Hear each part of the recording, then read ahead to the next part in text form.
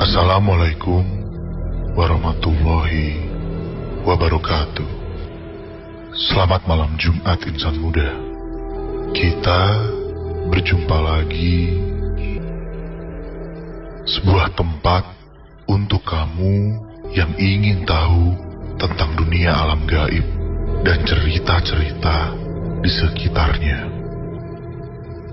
Malam ini kembali kita akan mengajak kamu berpetualang di alam yang sebenarnya selalu berjalan seiring dengan kita. Entah secara langsung atau tidak kamu menyadarinya. Ada baiknya kita berdoa dulu malam ini agar tidak ada hal buruk yang menghampiri kita selama acara ini berlangsung. Insan muda, tahukah kamu bahwa malam Jumat ini adalah malam Jumat pertama di bulan Safar? Konon, bulan Safar ini adalah bulan yang identik dengan bulan kematian. Mengapa disebut demikian? Menurut kepercayaan sebagian orang, bulan ini adalah bulan di mana penyiksaan bagi arwah-arwah yang ketika hidupnya memiliki banyak dosa. Selain itu, bulan Safar juga dipercaya sebagai bulan di mana para makhluk gaib dan arwah bisa bergentayangan dengan bebas. Coba kamu benar-benar rasakan insan muda. Apakah sekarang kamu menyadari kehadiran mereka di sekeliling kamu? Atau mungkin kamu berminat untuk bisa berinteraksi dengan mereka? Apabila jawabannya adalah iya, sekaranglah saatnya. Tapi sebelum kita mulai, ada satu syarat untuk kamu insan muda. Syaratnya adalah kamu harus benar-benar siap dengan segala resikonya. Karena kita tidak menjamin apa yang akan terjadi setelah kamu bisa berinteraksi langsung dengan mereka. Coba pikirkan baik-baik sekarang. Sudah siap? Untuk yang merasa tidak siap, kamu tidak usah memaksakan diri. Sedangkan bagi kamu yang merasa dirinya cukup hebat dan juga siap dengan meditasi kita untuk kali ini, sekaranglah saatnya kita akan mengajak kamu untuk langsung berinteraksi dengan arwah orang yang baru meninggal kurang lebih selama 40 hari. Karena konon arwah mereka masih berada di dunia yang sama dengan kita. Jadi apabila kamu ingin berinteraksi dengan orang yang memang kamu kenal dan sudah meninggal, sekaranglah saatnya. Mulailah mematikan lampu di sekeliling kamu. Tutup rapat semua jendela dan gorden di tempat kamu berada saat ini.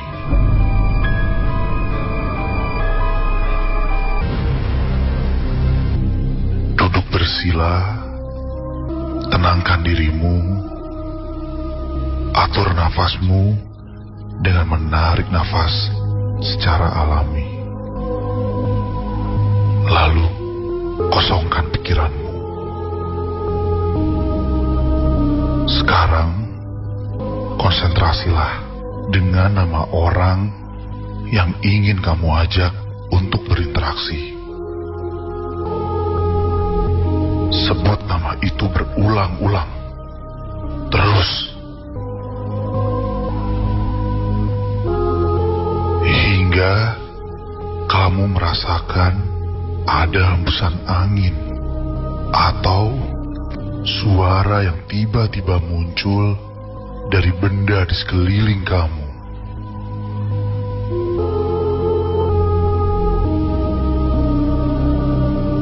Jangan berhenti hingga itu terjadi insan muda. Sebut terus nama orang yang ingin kamu ajak berinteraksi. Berulang-ulang. Sekali lagi, hingga ada hembusan angin atau suara yang tiba-tiba muncul dari benda yang ada di sekeliling kamu. Jangan berhenti berkonsentrasi, insan muda.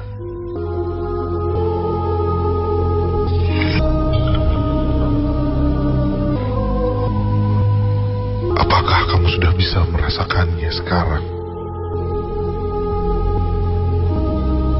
Selamat buat yang sudah berhasil. Silakan kamu teruskan untuk selanjutnya. Tapi apabila kamu gagal, cobalah di lain waktu. Insan muda, apakah benar orang yang tadi kamu panggil untuk berinteraksi itu adalah orang yang tepat? Karena mungkin saja orang yang datang tadi bukanlah orang yang kamu maksud, melainkan orang lain yang bernama sama. Atau mungkin jin yang memang sedang berada di sekeliling kamu saat ini. Sekali lagi, selamat untuk kamu yang sudah berhasil. Untuk yang tidak merasakan apa-apa, bisa jadi mereka tidak ingin langsung berinteraksi. Tapi mungkin saja mereka akan hadir saat kamu tertidur. Mungkin malam ini, besok, lusa, atau beberapa hari ke depan. Atau mungkin memang mereka tidak ingin berjumpa dengan kamu. Semoga meditasi yang tadi kita berikan bisa berarti sesuatu untuk kamu. Sekarang saatnya kita mendengarkan cerita untuk malam hari ini. Selamat mendengarkan, insan muda. Dan ingat, jangan pernah mendengarkan sendirian.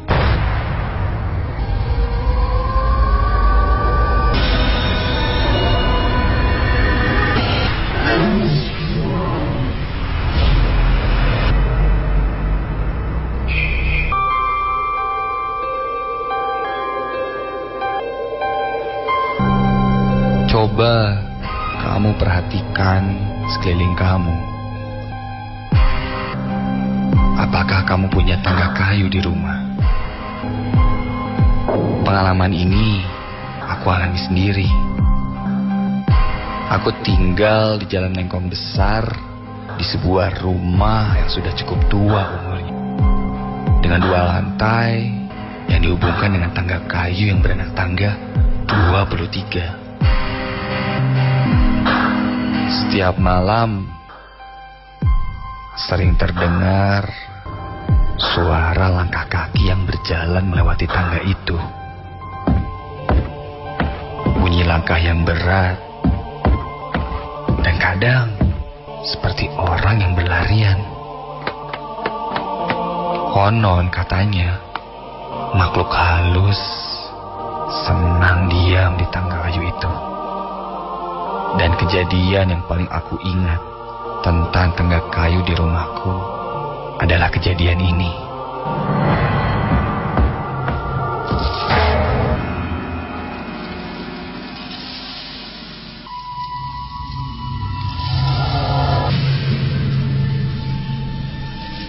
Ayahku memang menyukai benda-benda antik, dari mulai lukisan sampai pajangan-pajangan.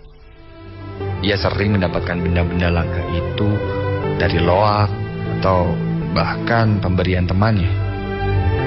Saat itu, ayahku mendapatkan sebuah organ tua yang dia dapat dari salah seorang temannya.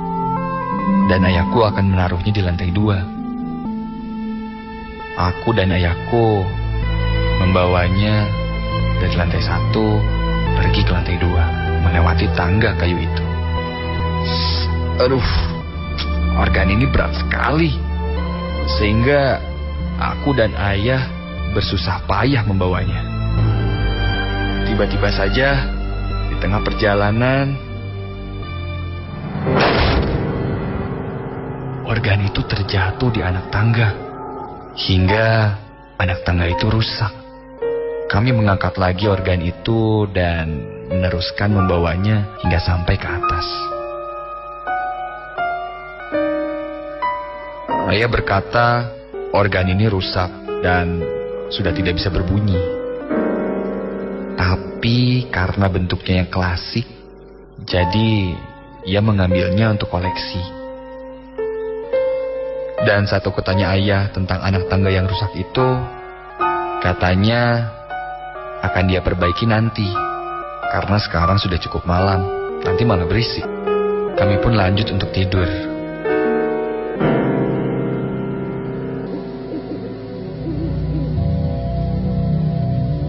Kamarku terletak di lantai 2, sedang ayah dan ibuku di bawah. Kami di rumah hanya bertiga. Karena memang, aku adalah anak tunggal. Sekitar hampir jam 11, aku mulai siap untuk tidur. Mataku sudah terpejam, namun aku belum saja terlelap.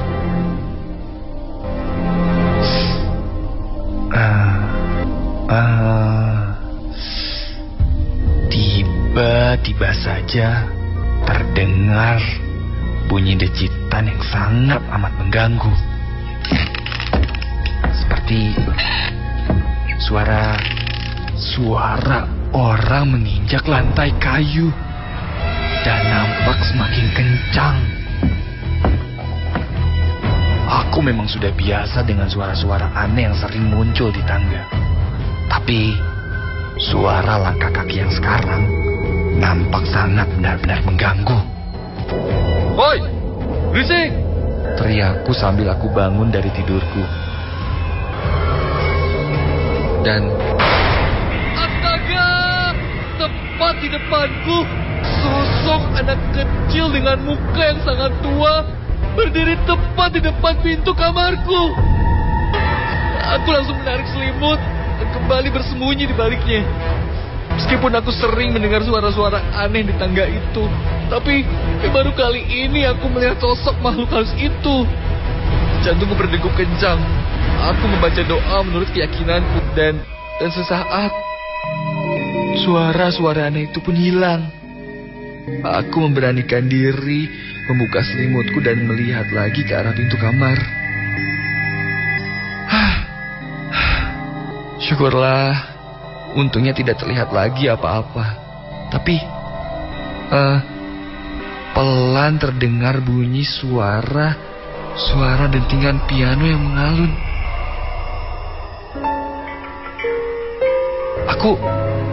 Aku tidak punya piano.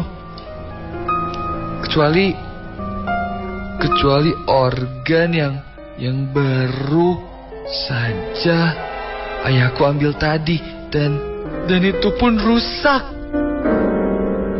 Jadi itu suara apa? Tak lama bunyi dejitan itu pun kini terdengar lagi. Kali ini seperti orang yang sedang berlari-lari.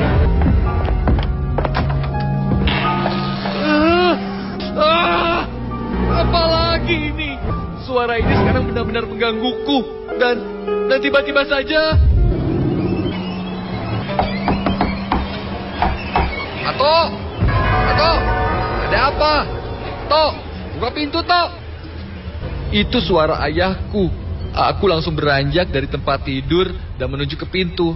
Aku langsung membuka pintu dan ternyata tidak ada siapa-siapa.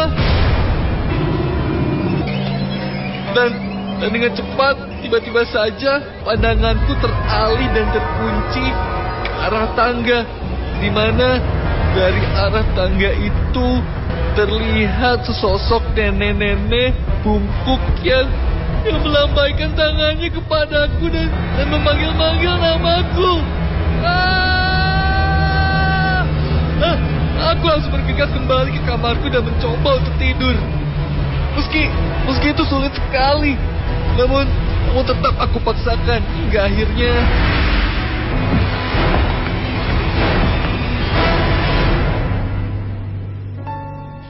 esok paginya aku menceritakan kejadian semalam kepada ayah. Saat ayah tanya di mana aku melihat nenek itu, aku menunjukkannya dan ternyata itu tepat di anak tangga yang rusak. Ayah langsung memperbaiki anak tangga itu hingga benar. Mungkin penunggu tangga ini marah karena tangganya rusak. Dan malam setelah itu memang tidak ada lagi gangguan-gangguan yang aneh. Hanya saja Saat akan tidur, aku mencium bau melati yang sangat menyengat.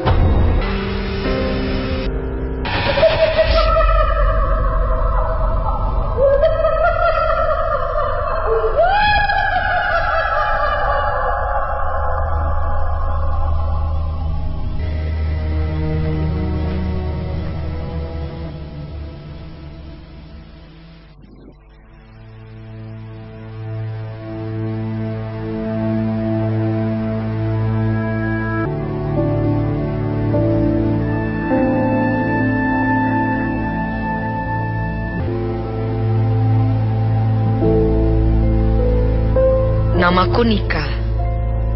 Aku seorang mahasiswi di salah satu universitas swasta di Bandung dan mengambil jurusan kedokteran. Karena mamahku dulu juga lulusan di sana, jadi aku berniat ingin mengikuti jejak mamahku. Seperti biasa, setiap masuk kuliah aku harus mengalami yang namanya masa-masa ospek. Saat ospek yang paling seram menurutku adalah saat aku disuruh mengambil sebuah kunci yang disimpan di dalam mayat yang berada di kamar mayat.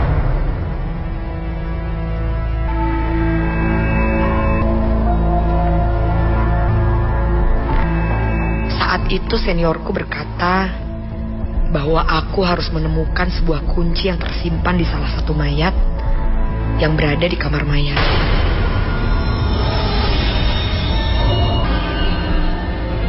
Aku mencari di setiap mayat sampai akhirnya aku menemukannya. Setelah itu, aku bertemu seniorku dan memberikan kunci itu. Saat ditanya aku menemukan di mayat yang mana, aku jawab saja, aku menemukan di mayat yang perempuan. Dan seniorku terlihat keheranan setelah mendengar aku menemukannya di mayat yang perempuan. Karena ternyata semua mayat yang ada di kamar mayat itu semuanya adalah mayat laki-laki.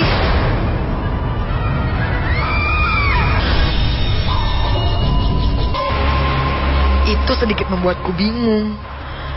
Karena entah seniorku berbohong atau memang benar tidak ada mayat perempuan di sana. Tapi pengalaman yang lain yang kualami sendiri di kamar mayat ini membuatku merinding. Bahkan jika aku membahasnya.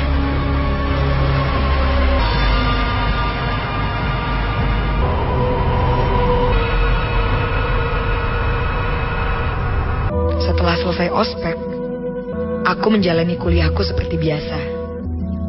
Hingga akhirnya aku mendapatkan praktik membedah mayat. Aku diberitahu ibuku, jika akan membuka mayat dan menutup mayat, aku harus membaca doa. Aku hafalkan doa membuka mayat dan juga doa menutup mayatnya. Tidak pernah sekalipun aku lupa membaca doa itu. Hari itu, aku membedah mayat perempuan. Setelah selesai dan sudah malam juga, aku pun pulang. Di perjalanan pulang dari kampusku ke rumah, entah kenapa aku merasa kosong.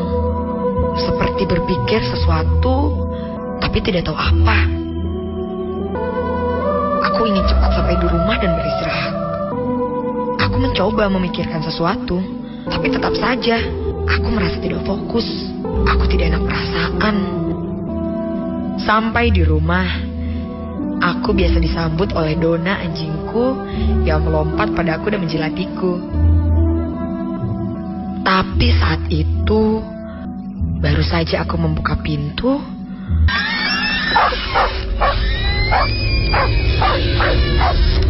Dona malah menggonggong, menggeram galak kepadaku. Aku bingung, kenapa Dona tiba-tiba begitu ya? Ibuku langsung mengambil Dona dan menaruhnya di kandang. Dan Dona terus-terusan menggonggong. Sampai aku masuk ke kamarku, barulah Dona mulai berhenti menggonggong. Aku merebahkan diriku di tempat tidur. Aku mulai berpikir, apa yang salah dariku ya? Perasaan aku kok gak enak hati terus. Mungkin aku terlalu capek kali ya, dan kurang tidur juga pikirku. Akhirnya aku memutuskan untuk tidur. Sebelum aku tidur, dari kamarku aku pergi ke wastafel untuk menggosok gigi. Saat aku melewati kandang Dona kembali menggonggong. Menyeramkan. Ia seperti tidak mengenalku. Sampai depan wastafel, aku mengambil sikat gigi, odol, lalu menggosok gigiku. Dari kaca wastafel, aku dapat melihat jam menunjukkan di jarum pendek di angka 9 dan jarum panjang di angka 11. Namun perhatianku tiba-tiba teralih pada lemari kaca di bawahnya. Aku perhatikan dengan seksama. Nampak seperti sesuatu bergerak-gerak di dalam lemari kaca itu. Aku terus melihatnya dari pantulan kaca dan...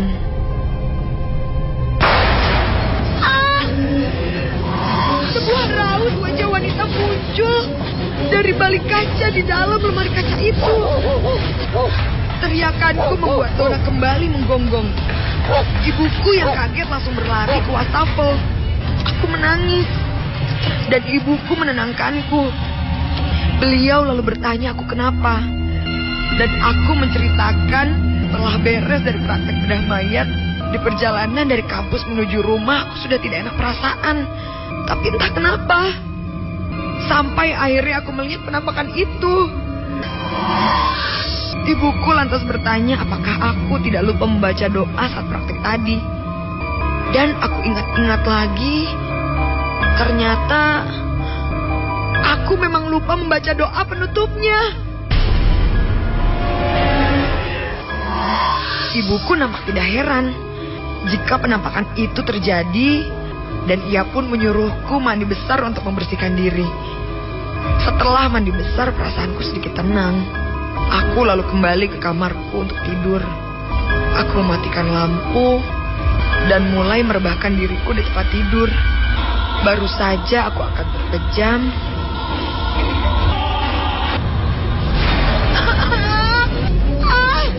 aku melihat sosok wanita dengan rambut panjang menempel di langit-langit kamarku. Dan wajahnya mirip dengan mayat yang tadi aku bedah. Aku shock. Sampai akhirnya aku tak sadarkan diri. Esoknya, aku langsung pergi ke kamar mayat itu. Di depan mayat wanita itu, aku meminta maaf dan lanjut membaca doa penutup. Sejak itu, kejadian aneh itu tidak terulang lagi.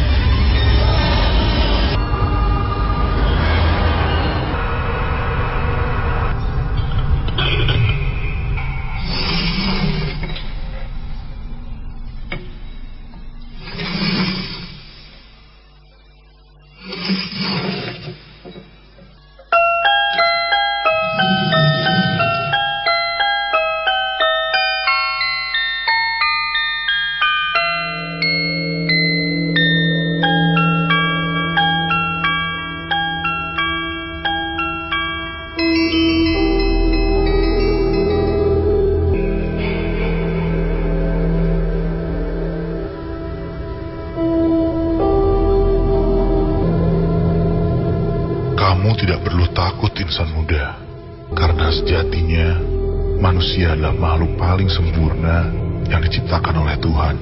Dan apa yang kami suguhkan malam ini adalah sesuatu untuk membuat keimanan dan keberanian kamu semakin kuat di masa depan. Silahkan kabari kami jika ada di antara kamu yang mengalami kejadian menyeramkan malam hari ini, ataupun mungkin hasil yang kamu dapatkan setelah meditasi tadi. Dan sebelum kamu mendengarkan cerita ketiga untuk malam hari ini, kami pamit undur diri. Kita bertemu malam Jumat depan. Selamat bermimpi buruk.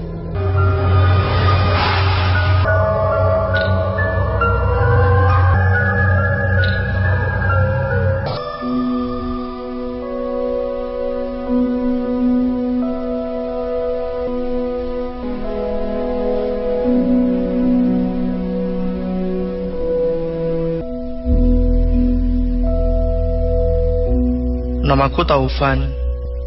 Aku seorang mahasiswa tingkat 3 di sebuah kampus swasta yang terletak di daerah Taman Sari, Bandung. Aku mungkin salah satu dari sekian banyak orang yang setia mendengarkan cerita dari zaman SD dulu. Ada satu kepuasan tersendiri untukku saat mendengarkan cerita yang tidak jauh dari tempat aku tinggal atau mirip-mirip dengan yang pernah ku alami.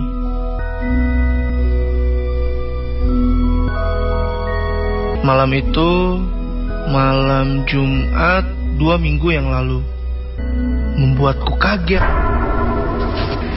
Aku benar-benar tidak menduganya.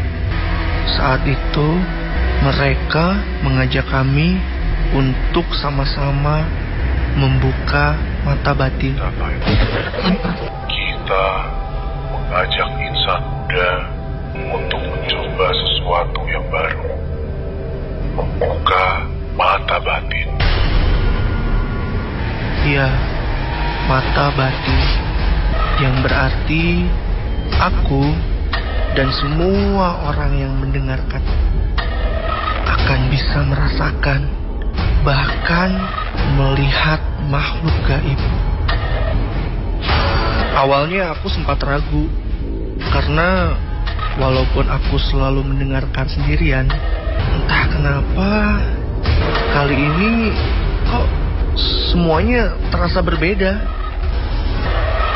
Saat mereka meminta untuk mematikan lampu, sekarang kamu matikan semua lampu di sekeliling kamu. aku langsung menurutinya. Dan dalam gelap, aku terus mendengarkan apa saja yang harus aku lakukan untuk membuka mata batinku. Kemudian aku duduk bersila dan memejamkan mata, seperti apa yang mereka katakan. Aku mulai menarik nafas dan membuangnya perlahan, terus dalam dan sangat teratur. Perlahan tapi pasti, aku merasakan perasaanku mulai tenang. Aku sempat tidak percaya ini, karena aku seperti melayang dan tidak ada apapun di sekelilingku. Tapi aku terus memejamkan mata dan membiarkan semuanya terjadi.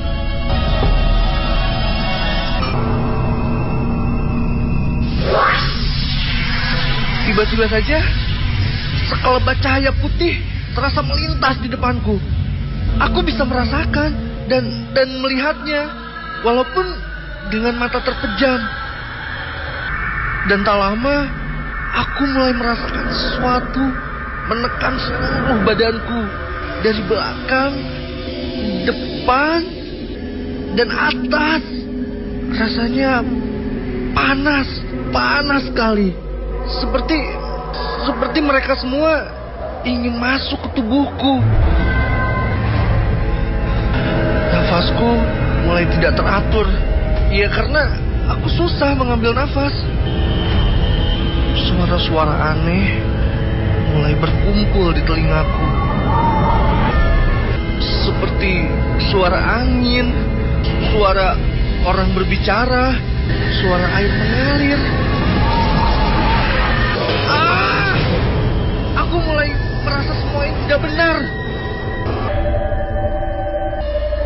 Tepat saat itu, aku merasa tanganku bergerak sendiri, seperti ada sesuatu yang menggerakkannya. Tangan kananku bergerak ke atas kepalaku, lalu bergerak lagi ke samping badanku. Terus menggapai ke depan dadaku. Lalu kok balik lagi ke samping. Dan aku juga merasakan tangan kiriku mulai bergerak menggapai meja rendah di samping kiriku. Mengacak-ngacak mejanya seperti mencari sesuatu. Tangan kananku masih bergerak berkeliling dari kepala dan dada. Dan makin lama telapak tanganku terasa semakin panas. Dan aku pun baru sadar tangan kiriku menggenggam sesuatu. Gunting. Ya, aku yakin ini gunting. Ya Tuhan, apa yang terjadi di sini?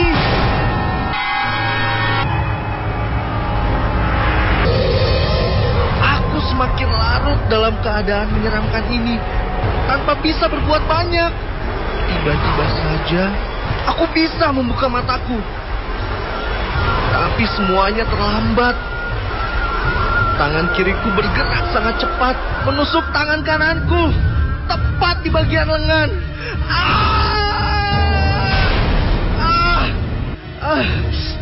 Aku hanya bisa menjerit kesakitan. Aku melihat sekeliling, tapi gelap. Aku hanya bisa melihat lampu radioku saja yang masih menyala, tanpa bisa mendengarkan apa yang sedang disiarkannya. Iya, karena teriakanku lebih keras dari itu.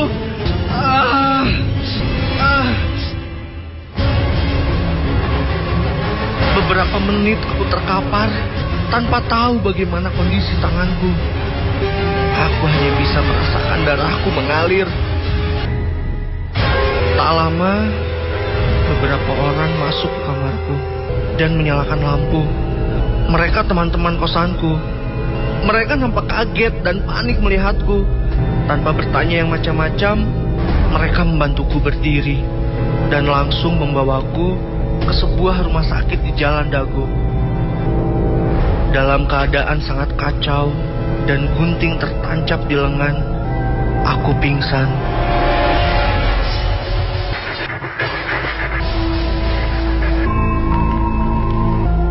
Hari Jumat, sehari setelah kejadian itu, aku pergi ke radio. Setelah siangnya membuat janji. Sekitar jam 7 malam, dengan perban terbalut di lenganku, aku sampai. Aku segera menemui di ruang tamu. 3 orang sudah menungguku. Kemudian aku menceritakan kejadian tadi malam pada mereka. Dan aku memohon untuk ditutup mata batin. Karena aku tidak akan sanggup jika terus dibuka seperti ini. Lalu mereka bertanya, apakah mata batinku benar-benar telah terbuka?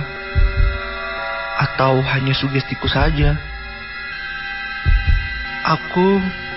Aku dengan tegas mengangguk. Aku yakin sekali mata batinku telah benar-benar terbuka. Karena tepat di depan pintu ruang siaran studio, aku bisa melihat satu sosok yang melayang menatapku penuh kebencian. Satu sosok wanita berbaju merah.